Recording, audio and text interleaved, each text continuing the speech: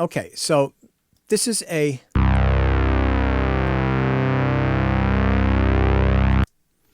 that's a Sawtooth playing fifths, like I think it's C and G. Now, we're going to talk here as if we're doing sound design. Typically, I would ask you to do reverb on a send, but here we're going to plug things directly in the inserts. So let me make a little bit more room here. So I don't need to see the instrument because these are all audio files, and I'm going to add a second row of inserts. Whoops, of inserts. So I want to do some fun things to the sound. It's a really thick, beefy sound. It's very powerful. It's a really good sound. So what are some of the things that you can do? All right, so we're going to use just what's from Avid and from Air, right? So what happens if I wanted to just experiment? I've never used some of these plugins before, and I'm going to experiment and we'll learn together. So the diffuser delay, I have no idea what that does. So I'm going to instantiate it, right? Now I'm going to look here, and this shows me the delay. This shows me, right? And we know that it is synchronized to the tempo. So I've got this at 120 beats a minute. Now, I don't know if I want to do that. And I don't think that there's any way with this that you can unsync it. So we'll see. Let me play around with that. We've got feedback. So everybody knows what feedback is. Is that right? On a delay line. Can somebody quickly, you could type it in the chat or just say what it is. If I turn the feedback up on a delay, what does it increase? The delay rate? No, the number of echoes. The rate is the delay time. The feedback is the number of echoes. We've definitely gone over that like multiple times. Now they've got something here called diffuse and high. I'm going to have to see what those do. And they've got a mix. So that's how much of delay you want in there. Now, I'm sure that there's a PDF that explains all this stuff that I could look up. I'm just going to play around by ear. Now, over here, they've got some presets, right? Yeah. So right here, they've got presets. So I'm going to try a few presets and just see what it does to the sound.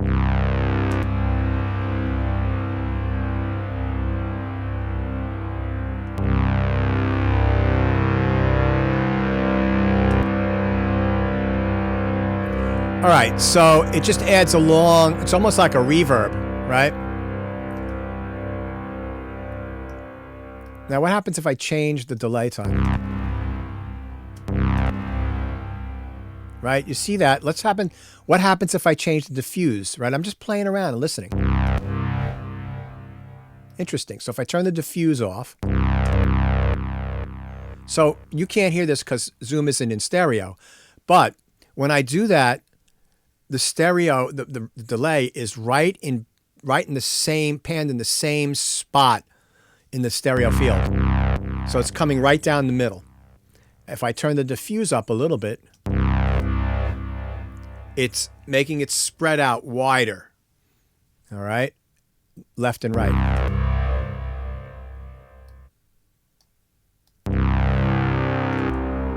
And then the high is what kind, so can you listen? Here's with the high all the way up.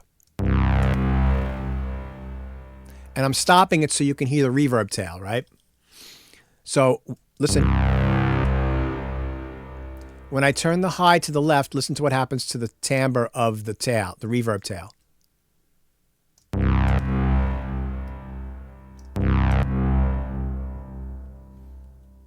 What's happening to the reverb tail? Anybody venture a guess? I'll do it one more time. So here's 100%.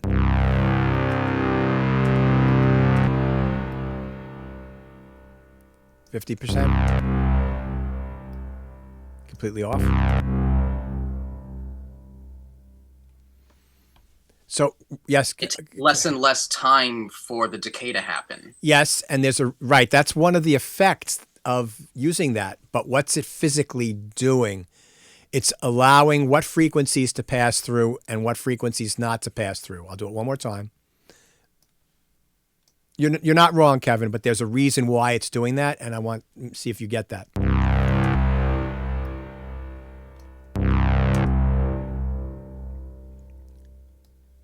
Here's full.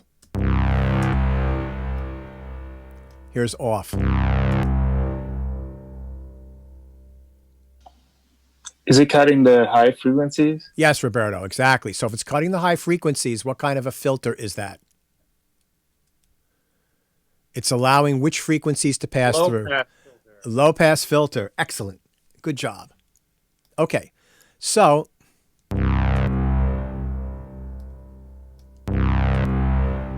I'm just going to play around with this.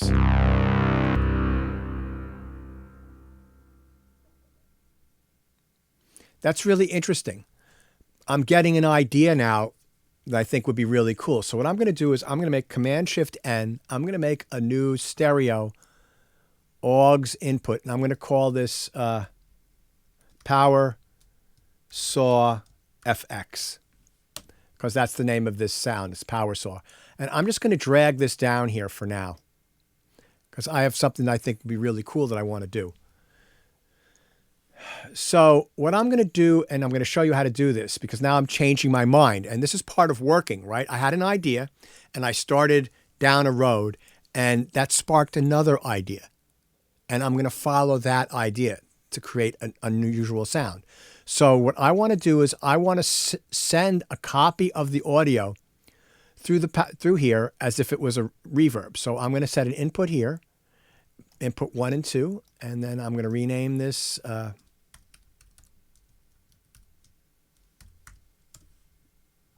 then I'm going to solo safe this, and then I'm going to mute this so that no sound comes through. Now, if you take your send and you bust it off to the Power Saw FX, do you see right here,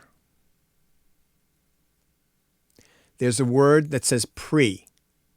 And if I hover there, you see that the little help button that says pre or post fader. So as it is right now, I could turn this up, and because the fader is muted, you get no sound, right? So this is happening what's called post fader. In other words,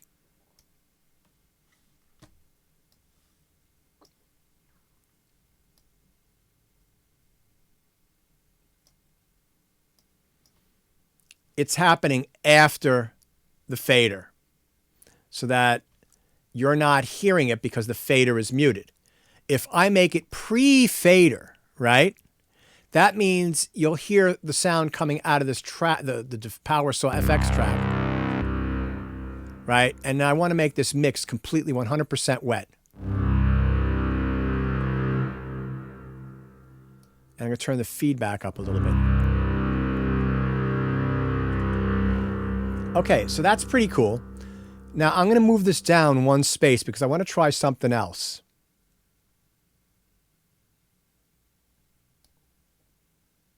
So I'm going to Air Music for Technology, and they've got something in here called a filter gate. So this I've played around with a little bit, but this is something that you can use to create really interesting rhythmic pulses from these long notes. So let me bypass this. Now, if I also bypass, and the way I'm bypassing this is I'm holding the command key down and clicking on the, right, on the insert. So you're right now through the AUX track, you're hearing the pure Power Saw because it's not going through any effect. So I've muted the delay for a second, and I'm going to turn on the filter gate. And again, I don't play around with this one too much. I'm going to turn the mix on this one down, though, a little bit. So see how it's making that sort of wah, wah, wah, wah, wah, wah, wah, wah, right? So let's take a look at these controls. So I've got a pattern. When I click on there, I've got all these different patterns that I can play around with. Okay, so I've got an attack, a hold, and a release. So that reminds me of, we've gone over this before. What other technology uses something that has attack, hold, and release? Or sustain and release? Compression has attack and release, but no sustain, right? Correct. Right. So Arun, you haven't gone, this is your first class, so you haven't gone over this.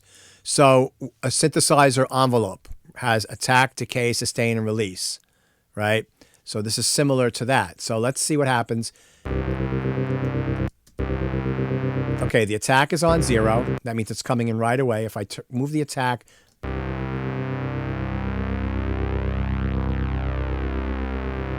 see how it's sort of coming in and out? It's not grabbing right away.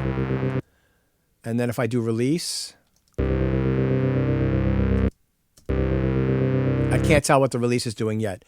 But if I look here, the rate is 16th note, so it's too fast for me. So let's do it to a half note.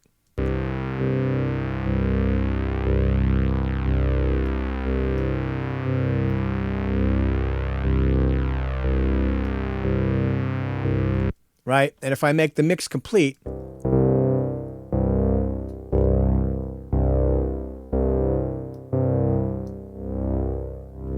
you see how the attack, it's slowly coming in?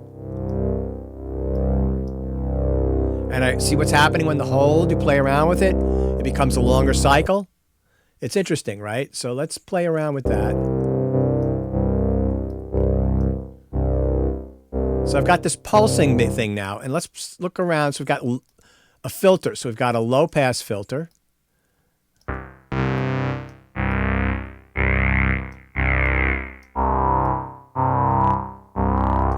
So you got a cutoff here. So that it doesn't tell you what the cutoff is, right? But you can see as you drag it to the left, more and more high frequencies are attenuated. And what the resonance does, and this is an important thing that you should remember, resonance emphasizes the frequencies of the cutoff where the cutoff filter is set. So let's say that the cutoff filter is set at 700 hertz. A resonance will emphasize the frequencies around 700 hertz. So you get like a little bump and a little bit more volume in those frequencies. So you can create like almost like vocal effects with it, or wah effects with the resonance.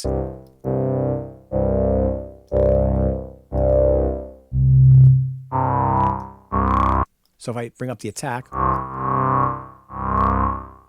you're getting almost like wow, wow, right? Almost vocal stuff, but it's a bit too much for me.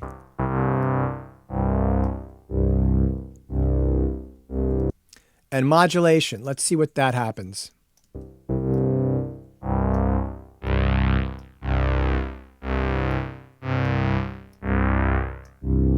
So this is playing around with the cutoff frequency.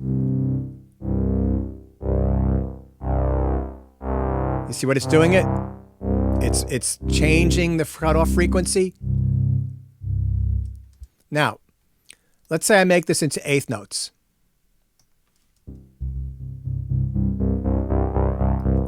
It's got swing. Right? So I don't use this very often, but I'm playing around and I'm discovering it. If you do something and you don't like it, you can always go back to the factory default by clicking right there on this. And there are some presets here too, all right, which we'll go through in a second. And then you got all these patterns. So what if I did offbeats?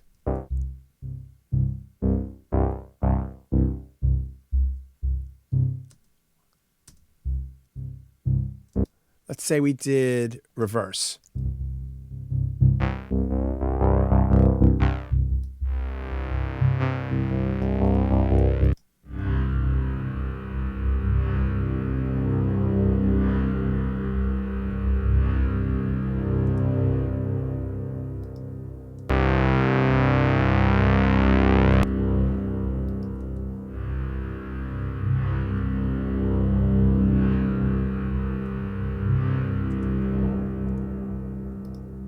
I might turn down the mix on the delay now. So now as I'm working, I'm getting different ideas, right? So I'm going to mute this. So again, I'm command clicking on that. And I'm going to drag my filter gate up here and my diffuser gate here, and I'm going to work directly in the track. So you see, I'm going back and forth. I'm going to mute this so that I don't have additional volume coming out, even though this is muted as well.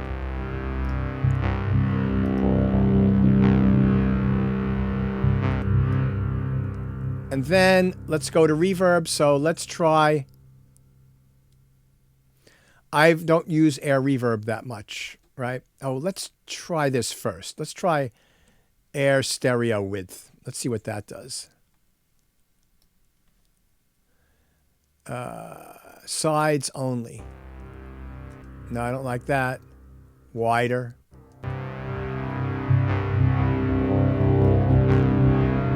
So you can't hear this because you're in mono, but from my perspective, it's sounding a little bit spread out. You have to really be careful with these wider things because it makes things in and out of phase a little bit. So I'm only going to add a little bit of width. And then I'm going to go to our, let's see. I don't use the reverb with air. Some of you should actually have space or maybe studio reverb in your kits. It just depends upon when you downloaded them, I think. But let's try the air reverb, all right? So the first thing I want to do is I don't want to hear what it adds. I want to hear what it does first. So I'm going to bring the mix down. Huh. It actually sounds better than Deverb. Let's call up Concert Hall.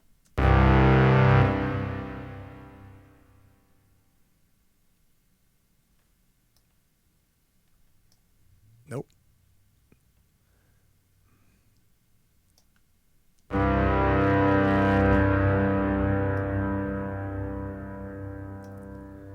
It's too big.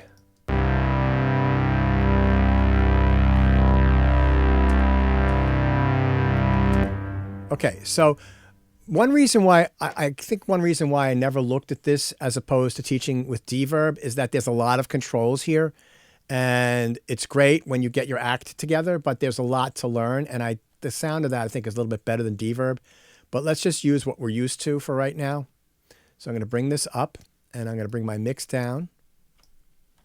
And I'm just going to try my vocal plate, because I know that sounds good. And I'm going to bring that up.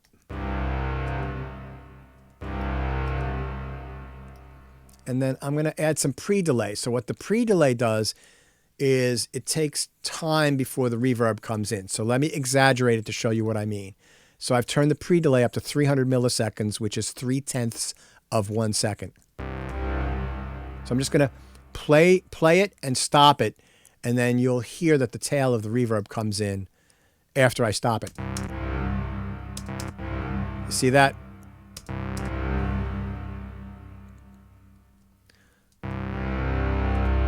So that's too much, but a little bit of pre-delay adds a nice little separation, like it's traveling to hit a wall off in the distance.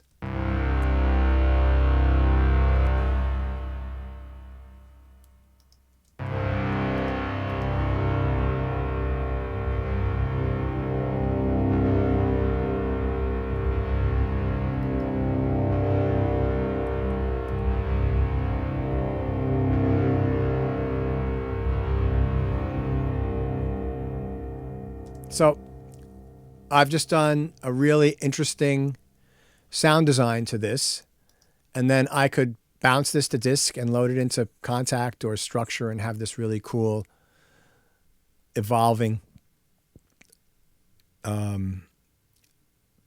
timbre that started off like this.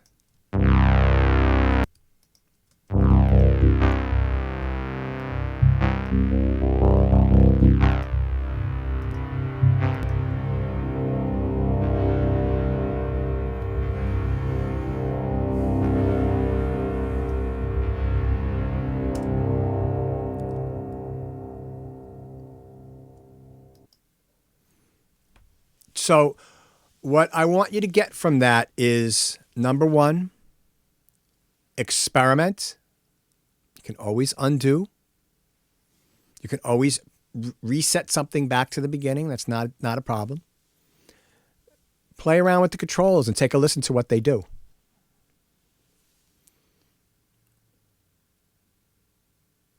And also, as you're working, what I did with this was I changed my mind about how I wanted the signal to flow. So I started off with inserting these effects right into the signal chain. And then I thought, let me send it to an aux track and see what that sounds like, pre-fader. And then I did that for a while, and I thought, okay, this is fine. I know I've got what I'm doing now. I have a good idea. Let me put this all back into the inserts. All right, so I'm going to make this inactive. Any question on that? Really cool. Okay, so we've make this active.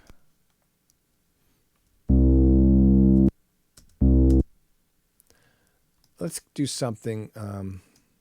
These are all the same pitch for right now. I just threw these in here for this.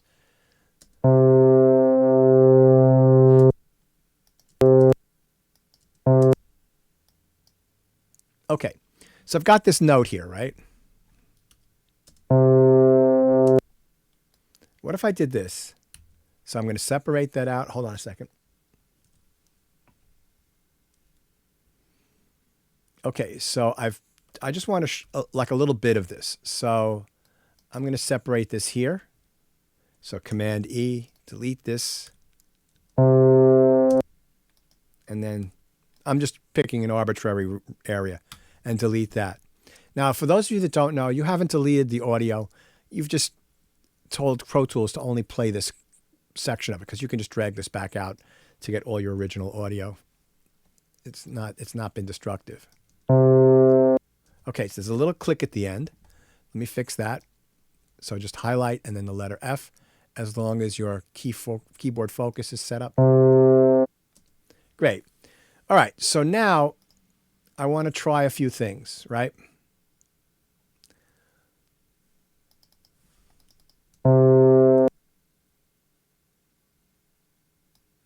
What if I want to add some girth to that? So if you go to the harmonic, let's do is it an Avid? Right, so let's go to Avid and use the sand. Oh, actually, you know what? Let's try something that I've never used before. I saw this as I was looking before. So the saturation filter. Let's see what that does. I typically teach using the Sans amp, but let's see what this does.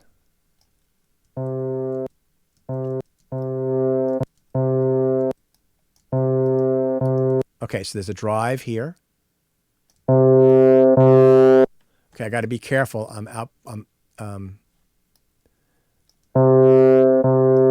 I was just almost distorting my output. Oh, there we go. That's cool. Cutoff filter. Let's make this low pass 2. Now, you see this right here. So this is my filter. These are all my filters, right? So LP is low pass, BP is band pass, and HP is high pass. And I'm not sure what BR, LP1, I'm not sure what those do. I'd have to research those. So when the number afterwards is the number of poles that it has, or the way it does its curve. So this has 4, 3, 2, 1. So the 1 is a little bit smoother, and then 4 poles is more of a harsh cutoff in terms of how it works. So, and what do we have here? So we've got bit crush. Yeah. Wow, you're not hearing anything. Okay, so rectify. Does anybody know what a rectifier is? A rectifier is typically part of a guitar amplifier. It might be part of other circuitry, but it's part of a guitar amplifier circuitry. And it adds a tonal and you can have it either be solid state or a tube. Typically what happens if you have a solid state rectifier in a guitar amp, it has a snappier attack, and if you've got a tube rectifier, it adds a little sag to the attack. That all depends on what kind of music you're playing. What if we got over? So let's say if we did resample, I don't know what that'll do.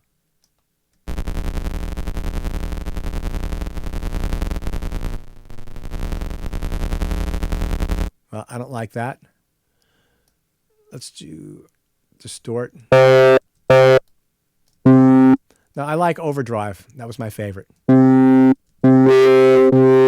Now, listen to how the sound changes as I turn up the resonance. All right? You'll hear it start to go, wow.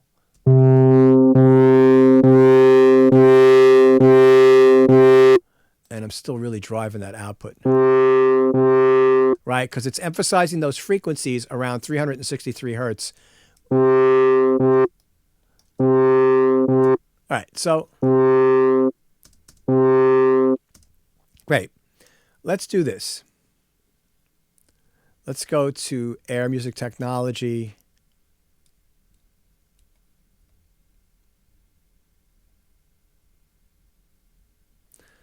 What does spectral do? Let me see what that is.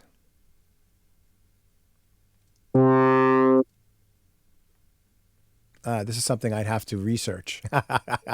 Well, let's try a preset.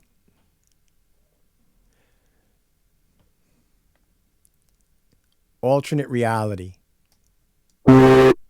Ooh. Okay, let's turn our output down.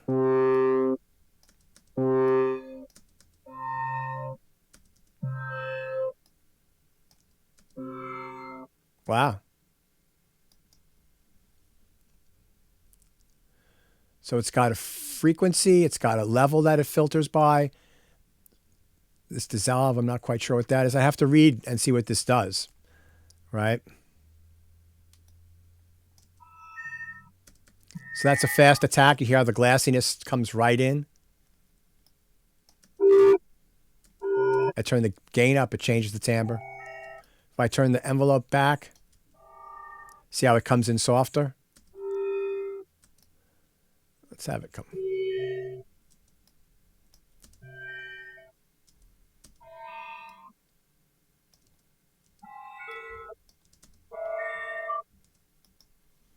All right, so interesting, right? So from what I'm hearing right here is that it's very left ear heavy. You're probably not hearing that because of the zoom. So the next thing I want to do is I showed you how to play around with some reverby type things before. Let's do the multi-delay. Again, I don't like teaching this one because it's just so complex. Let's change that up to our regular mod delay 3. Much easier to teach with this. All right, so we don't want this to be completely wet, so I'm going to bring this down. And I'm going to not sync it to tempo. So I'm going to turn this off. And I'm going to, let's see. I'm not going to have any reverb, any delay. So I'm going to turn up the right a little bit, left a little bit. So you see it 250 milliseconds. If I bring this up.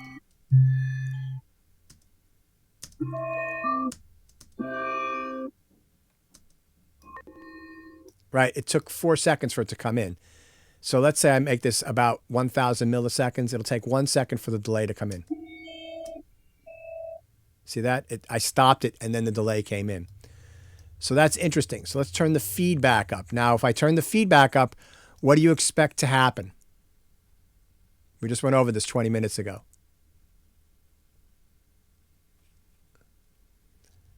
More repeats. Right? So let's bring it down. More repeats. Okay. And then now let's do the other side. Let's bring this up. This is at 296. Let's make this about, I don't know, I'm just going to pick an arbitrary number. And with feedback.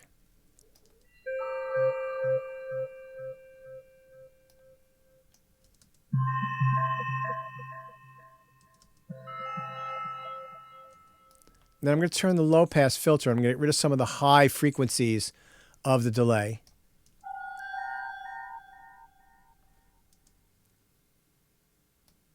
Make it a little bit wetter.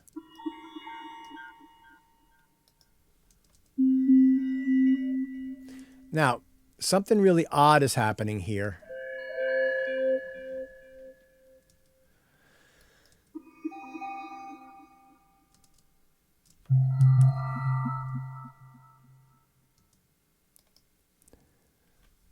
Let me make this longer again.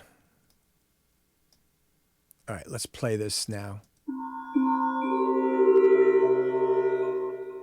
Yeah, so this, see, things happening as I'm working, and it's what's happening was that because of the spectral filter, this guy here, depending upon where you were in the cycle, you were hearing all left or all right on the headphone. So if I made the waveform longer, you'll hear both as it goes through the cycle.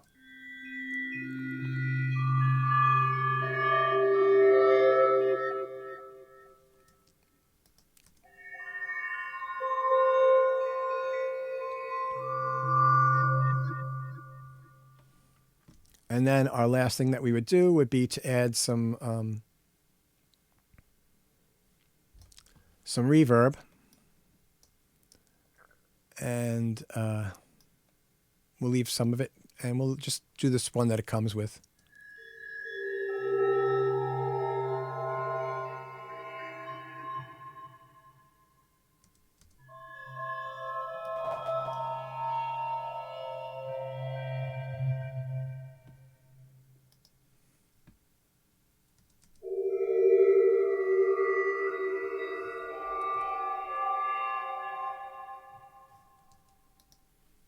So what if I did this?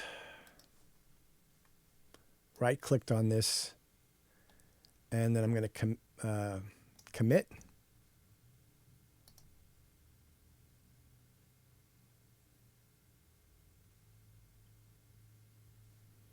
Okay, I'm going to mute this track. So this is the affected track right here.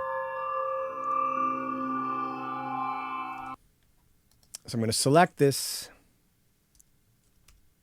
Right, so Option, Command, Shift, and I'm going to export this selected as a wave. And then I'm going to choose my, I'm just going to call this samples for now. Pop this in here. Boom. And then I'm going to mute this and Command, Shift, N.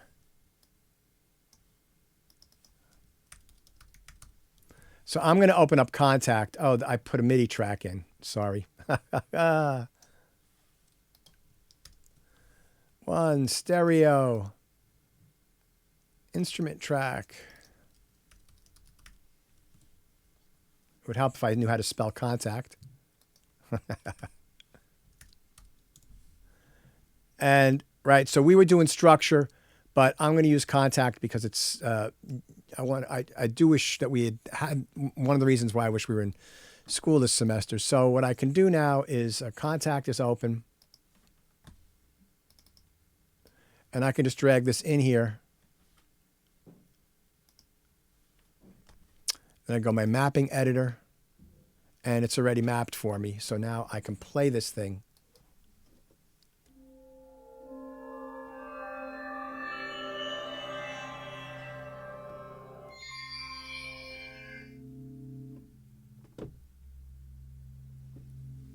Let me turn the volume on this up a little bit.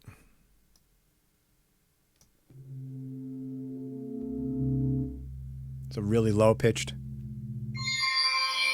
really high pitched. Oh, we need to add an envelope to this, right? So we need to add some release.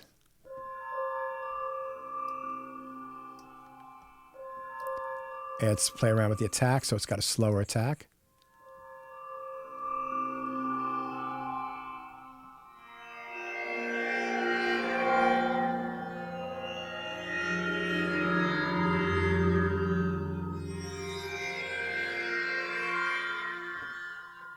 Right. And so, you know, I've created in about 15 minutes, like a really beautiful sample instrument from a single note that I sampled from a synthesizer, which you could do with any of the built-in synthesizers that comes with any DAW. And I'm the only person in the world that has that. So it's, it's if you're a composer and you want to have unique sounds, obviously this is good for film scoring, ethereal, atmospheric music. Might not be great for your next pop tune, but it is useful. Any questions on that? So that's how you would use time-based effects and some other goodies to directly affect a sound if you're making a structure sound or a Kontakt library, structure library or a Kontakt library.